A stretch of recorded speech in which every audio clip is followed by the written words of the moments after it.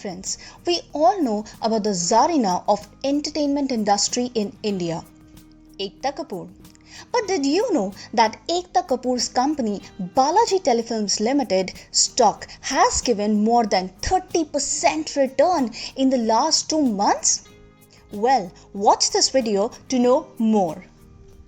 Hi everybody and welcome back to Wisdom Minds, a channel where we talk about knowledge enhancing topics, financial wisdom and financial prudence. So, in today's video, we will talk about 3 important points about the company Balaji Telefilms Limited, the financial aspects of the company and the future prospects. Now, talking about the company was incorporated in the year 1994 with the objective of making creative entertainment content for television. In all these years till date, it has been producing many television serials and reality shows as well. In the year 2000, it was listed as Balaji Telefilms Limited on the NSE as well as on the BSE. The main sources of revenue for the company is television, which accounts for around 63% of the total revenue. The next is films. The films are produced and co-produced under the subsidiary of the company, which is 100% subsidiary, Balaji Motion Pictures Limited, which accounts for around 22% of the total revenue. Every year, the company produces around 2 to 3 movies. In 2019, it produced 3 movies, and in 2020 and 21, it is all geared up to produce and co-produce 4 films each. The next and a very important source here is digital media, which is under the subsidiary called Alt Balaji.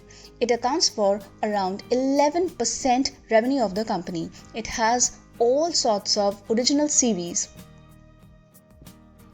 Now let us talk about the financial aspects of the company, and first of all we will talk about the promoters. The promoter share has been intact in all these years and none of the shares have been pledged, which is a very good point for the company. That means the company has not pledged any of the shares to raise loans for the company.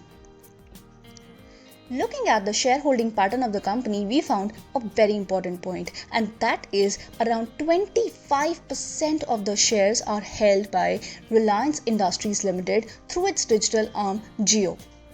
Now, considering that Jio is all geared up with a lot of investments and is ready to be listed, all the synergies with Reliance Industries are also bound to come to the company Balaji Telefilms. Third important point is that the company is a zero debt company. That means it has no secured or unsecured loans, which is a very good positive point for the company. The quarterly profits of the company has been on an increasing trend since September 2019, and in the coming quarters also it is expected to continue this particular trend.